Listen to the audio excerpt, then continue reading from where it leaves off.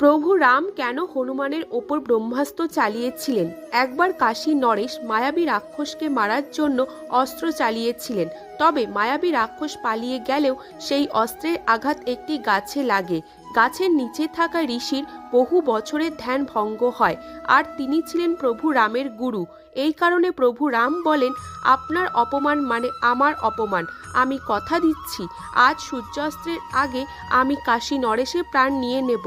কাশী নরেশ ভয়ে মাতা অঞ্জনার কাছে আশ্রয় নেয় এবং মাতা অঞ্জনী কারণ জিজ্ঞাসা করলে তিনি বলেন, আগে বচন দিন আমার প্রাণ রক্ষা করবেন।